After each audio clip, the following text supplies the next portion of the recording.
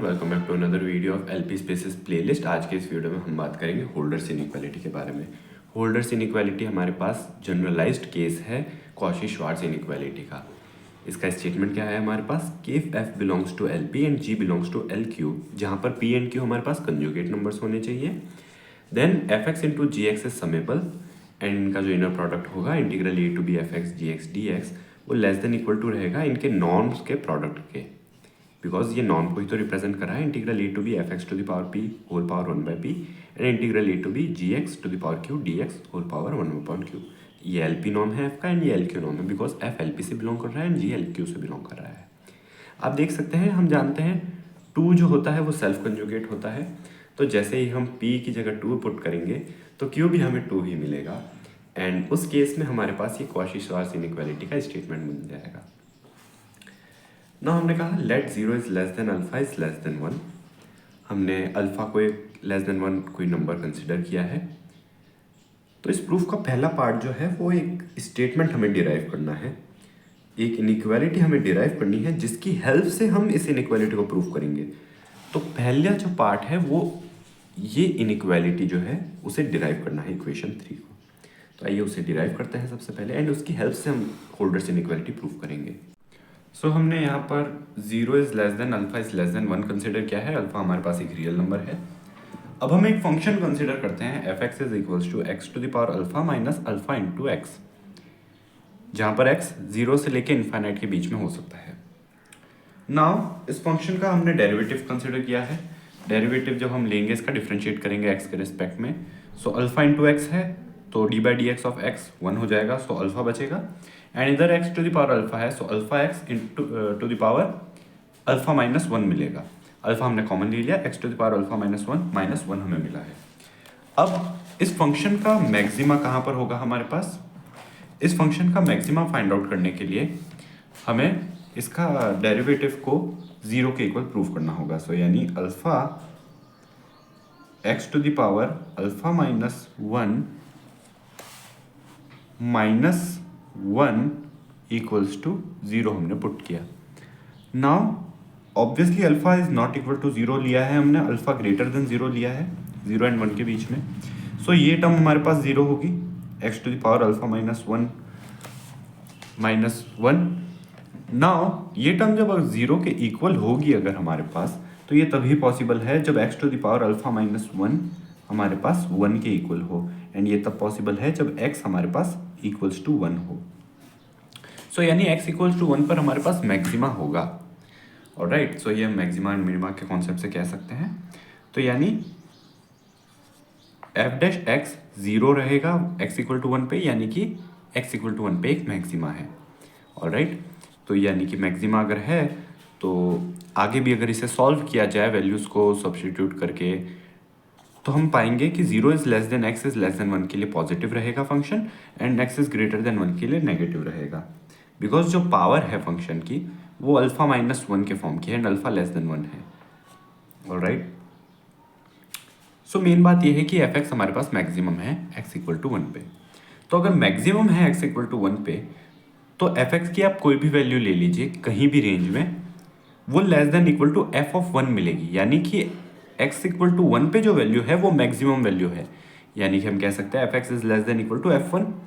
जब हम ये कह सकते हैं तो हमें मिलेगा f x is less than equal to 1 minus x, because जब x की वैल्यू हम पुट करेंगे x इक्वल टू 1 तो हमें मिलेगा 1 to the power alpha minus alpha, यानी कि 1 माइनस अल्फा, बिकॉज x तो हमारे पास 1 हो गया।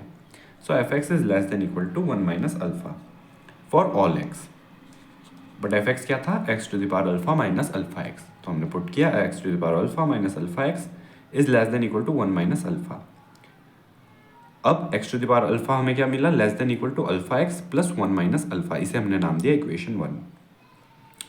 नाउ अगर इस इक्वेशन में हम x की जगह a अपॉन b पुट करें, जहाँ a ग्रेटर देन 0 है एंड b ग्रेटर देन 0 है, तो हमें मिलेगा a to the power alpha upon b to the power alpha is less than equal to alpha into a upon b plus 1 minus alpha.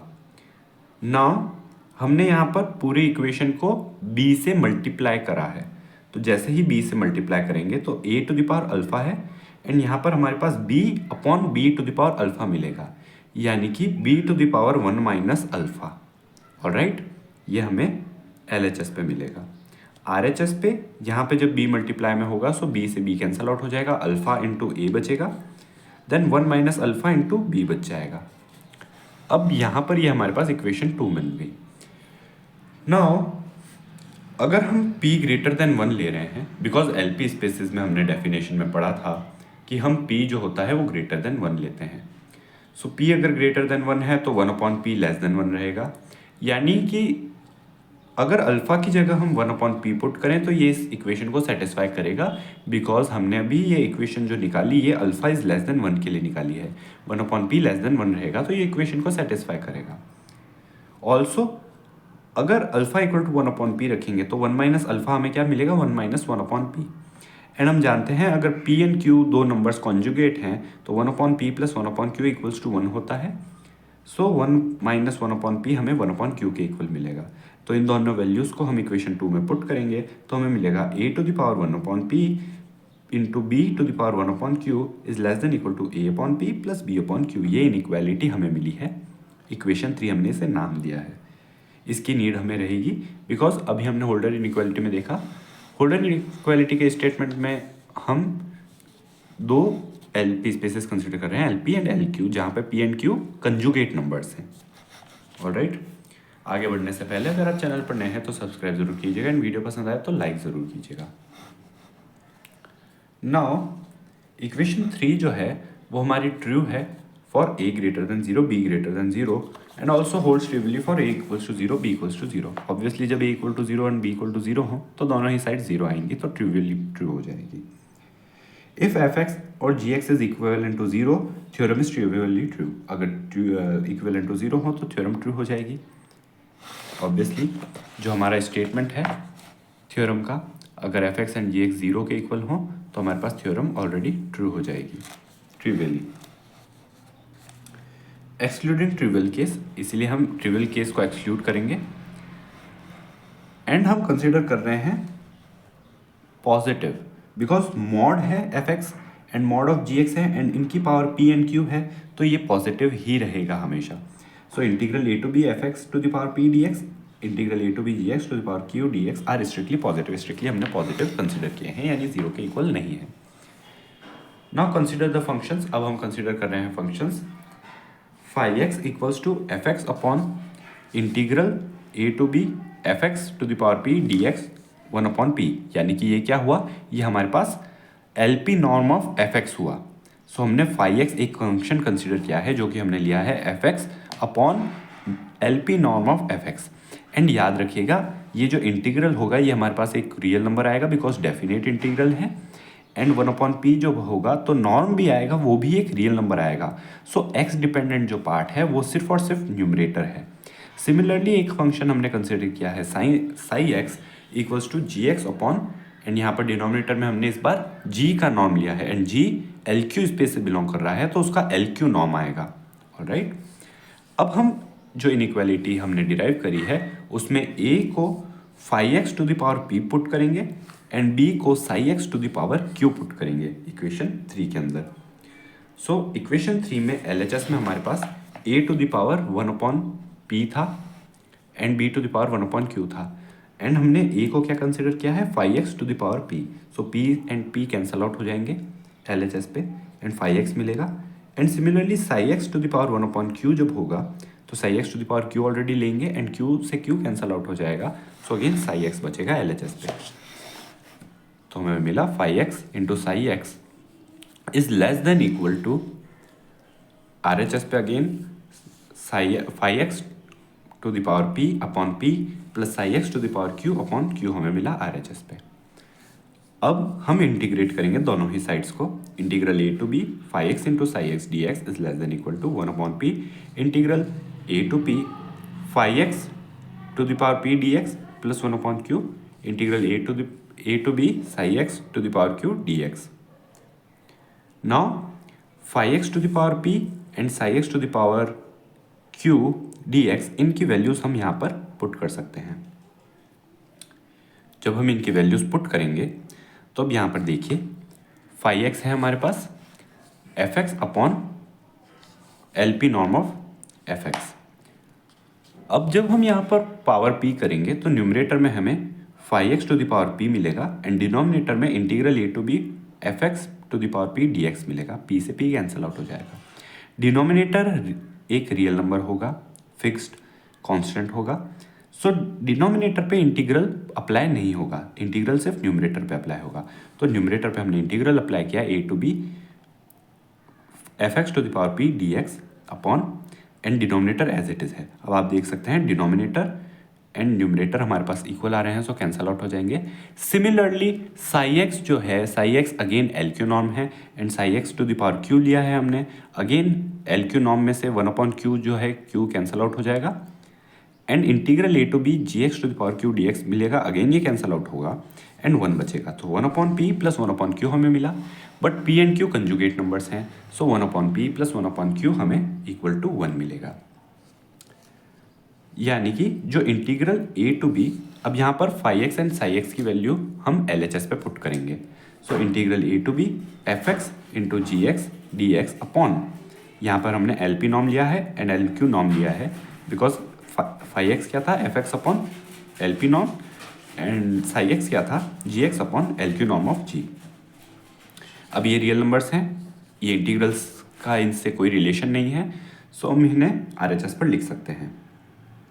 तो हमने इन्हें RHS पर लिखा एंड देन ये हम ये देख सकते हैं integral a to b fx gx dx, ये हमारे पास L1 नॉर्म है इनके प्रोडक्ट का। सो इसे हम शॉर्ट में लिख सकते हैं L1 norm of f into g is less than equal to LP norm of f into LQ norm of g।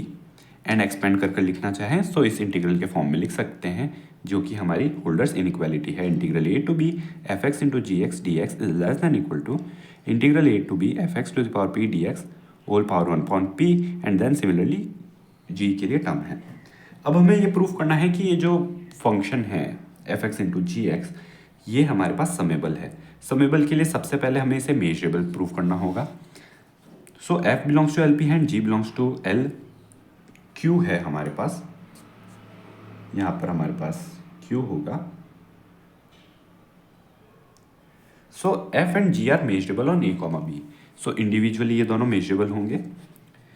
Also इनका जो इंटीग्रल होगा, integral a to b fx to the power p dx वो less than infinite होगा and integral a to b gx to the power q dx less than infinite होगा। सो इनके integrals की power अगर हम 1/p लें एंड इनका प्रोडक्ट लें अगर हम, तो हमें वो भी लेस देन इनफाइनाइट मिलेगा, बिकॉज इनफाइनाइट की पावर 1/p, अगर इनफाइनाइट नंबर है तो इनफाइनाइट ही मिलेगा एंड यहाँ पर भी इनफाइनाइट ही मिलेगा। सो इस इक्वेशन से ये हमें इनका प्रोडक्ट लेस देन इनफाइनाइट मिलेगा। बट हमने अभी इक्वेशन 5 देखा, इक्वेशन 5 जो कि होल्डर्स इनइक्वालिटी निकाली हमने, उसमें हमने देखा integral a to b fx into ji x D x जो है वो लेस देन दिस टर्म रहती है एंड यही टर्म हमारे पास यहाँ पर मिल रही है। तो ये टर्म हमारे पास इस टर्म से लेस है एंड ये टर्म इनफाइनाइट से लेस है, तो ये टर्म हमारे पास ऑब्वियसली लेस देन इनफाइनाइट होगी। So integral a to b fx into ji x D x is less than infinite हमें मिला, पहली बात। दूसरी बात, अगर f एंड g मेजरेबल हैं तो f इंटू जी भी मेजरेबल होगा। दोनों ही बातें आ गई हैं हमारे पास, hence f into G belongs to L, यानी कि f इंटू जी जो है वो समेबल रहेगा। So this was all in this video. आज के वीडियो में हमने होल्डर्स इनइक्वालिटी पर बात की है। अगले वीडियो में हम बात करेंगे मिन्कोस्कीज इनइक्वालिटी के बारे में। आप देख सकते हैं होल्डर्स इनइक्वालिटी में हमारे पास प्रोडक्ट था, यहाँ पर हमारे पास सम के फॉर्म में होगी। मिलते हैं नेक्स्ट वीडियो में, तब तक के लिए take care and thanks for watching.